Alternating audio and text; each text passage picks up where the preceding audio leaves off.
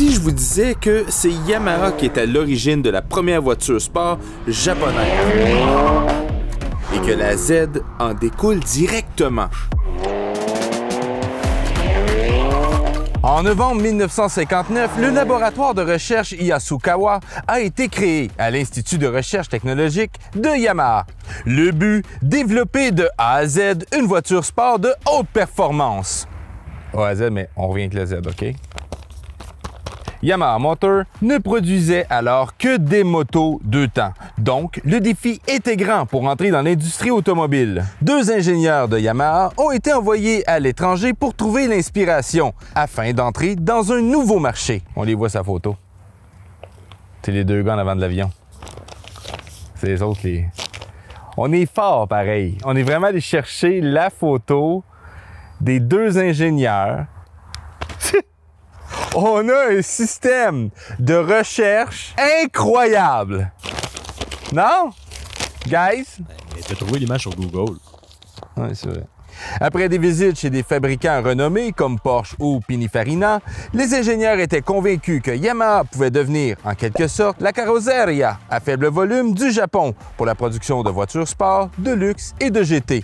L'entreprise conçut son tout premier moteur 4 temps, entièrement en aluminium pour une puissance de 88 chevaux à 5600 tours minute. Maintenant, tout ce dont l'entreprise avait besoin était une voiture pour tester ce moteur. Il conçut une carrosserie en fibre de verre et la montèrent sur un châssis en acier tubulaire. Le seul problème, le Japon ne disposait pas de circuit ou même d'installation pour réellement tester la limite de la YX30. Ils ont utilisé les routes publiques. C'était une route qui venait d'être construite. Alors, ils ont demandé au gouvernement d'essayer la nouvelle route qui n'était pas encore accessible au public. Fait que, de toute façon, toutes les voitures au Japon, à cette époque-là, roulaient 100 km/h maximum. Bonne chance, la police! Lors de leurs essais, les ingénieurs ont pu obtenir une vitesse maximale de 144 km/h. Et c'est là que la toute première voiture sport japonaise est née. Fin. OK, mais la Z là-dedans... Ah oui, c'est vrai.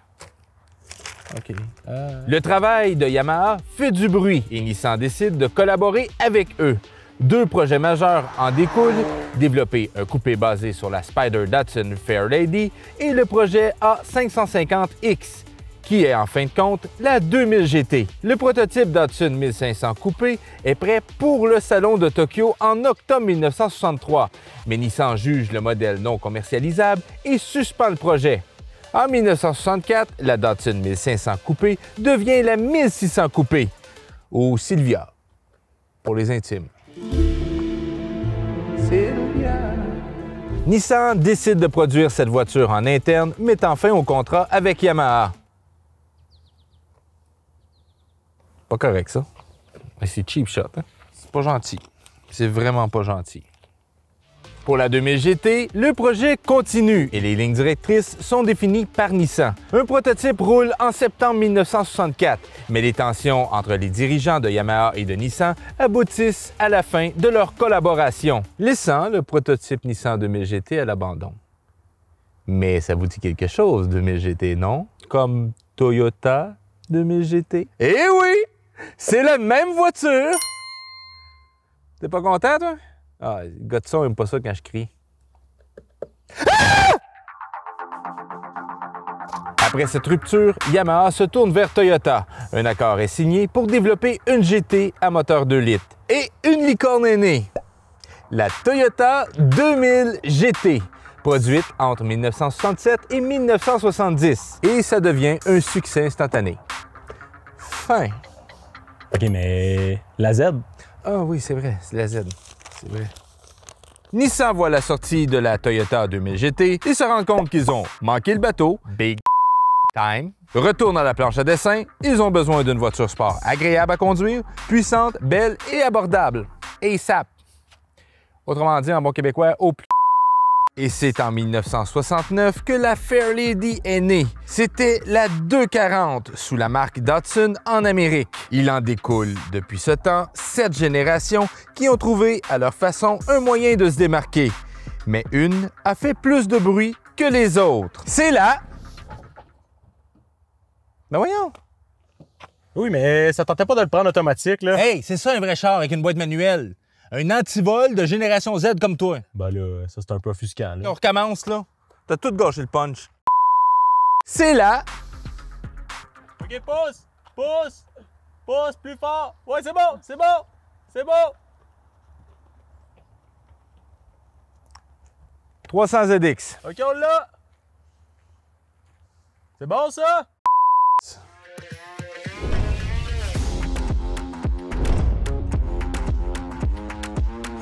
Au tournant des années 90, c'est l'invasion japonaise.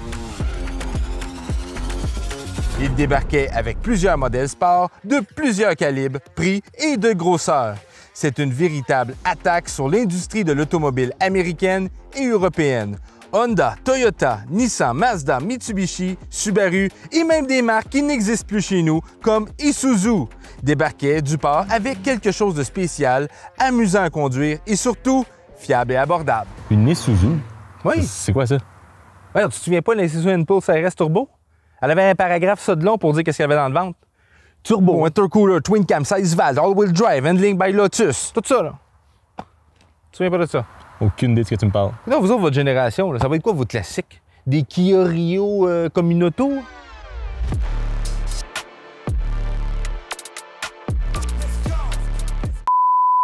Les années 90 bouillaient de savoir-faire technique japonais, mais au sommet de ces bolides, on y retrouvait les ultimes japonaises. Elles étaient les sportives porte-étendards des constructeurs nippons, bourrées de technologie, très performantes et clairement mieux construites que n'importe quoi qui sortait des usines de Détroit.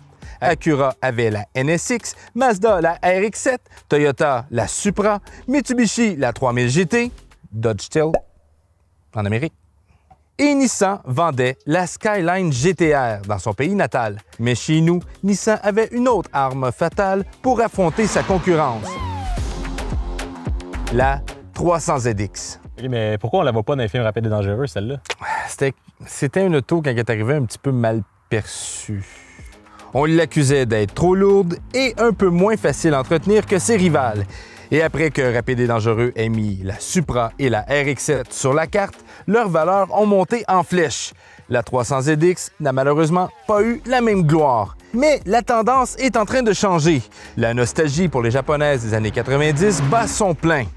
Au point où même les modèles qui étaient un peu moins populaires à l'époque deviennent aujourd'hui des objets de collection très convoités. J'ai peut-être trouvé qu'il y avait de la gueule, cette voiture-là. Est-ce que où les phares, ils ressemblent à celle-là d'une Lamborghini Diablo? C'est la Lamborghini Diablo que ses phares ressemblent à celui de la 300 ZX. Qu'est-ce que tu veux dire? Ils tripaient tellement sur les phares de la 300Z qu'ils ont appelé Nissan. C'est exactement ces phares-là que tu retrouves sur Diablo, parce qu'ils voulaient changer leur phare escamotable.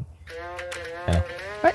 La 300 ZX avait d'autres innovations, comme le fait qu'elle était l'une des premières voitures à être entièrement dessinée sur un ordinateur. C'est ce qui lui a donné cette apparence ronde et aplatie. Au début des années 90, un design comme ça, c'était révolutionnaire. Ne pas oublier que dans la même année, une Mustang ressemblait à ça.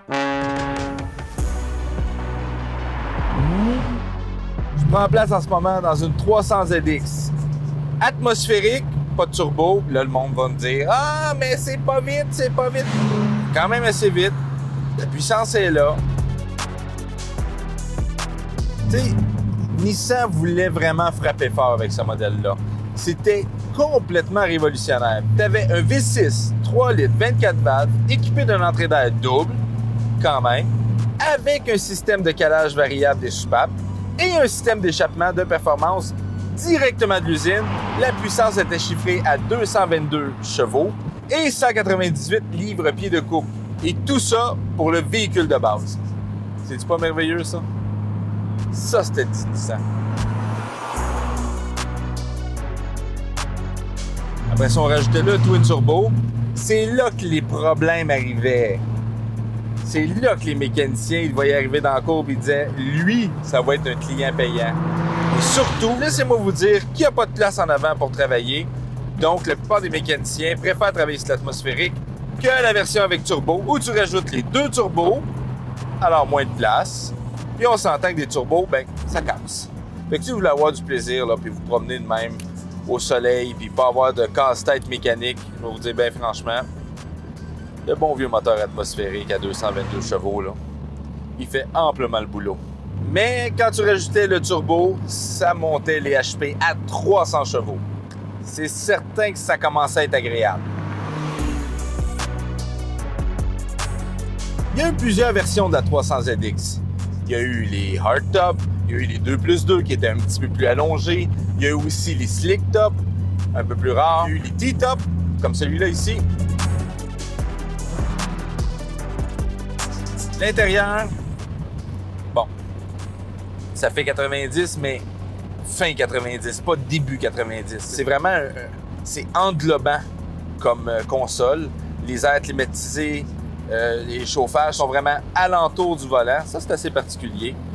La seule chose qu'on retrouve dans le milieu, c'est vraiment le système audio.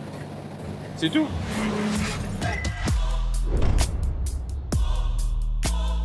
La Nissan 400Z utilise encore la plateforme de la 350Z et malgré un moteur twin turbo qui nous rappelle la 300ZX, nous n'avons pas eu le droit à une évolution aussi radicale comme le début des années 90. Mais le design nous rappelle son histoire et l'ADN de la Z reste, c'est-à-dire une voiture qui est reconnue pour sa fiabilité, ses performances, son esthétique et son prix abordable. OK, mais ils ont fait quoi avec la Yamaha YX30? Un xylophone. Un xylophone? Ouais, un gros xylophone. Professionnel. 1500$ la patente. Là. Instrument de musique, là, le oui, xylophone. ça poche dessus, là. Boum, boum, boum. Ils ont pris un char, ils ont fait un xylophone. Il n'y a pas de char là-dedans. C'est juste qu'ils ont fait un instrument de musique par après. Ils ont pris le même nom, puis ils l'ont mis là-dessus. Ils ont économisé un nom, c'est tout. Hein. Puis tu sais que Nissan sont venus voir Yamaha, hein? Ah ouais? Pour un autre projet. Le A680X. Ils l'ont fait. Ils l'ont fait. Ils vont peut-être le réutiliser après ça pour un autre instrument de musique, je sais pas. Une flûte. Ouais. Peut-être. Piano. C'est ça. Fin. La vraie fin, là. J'ai faim. Vas-tu manger?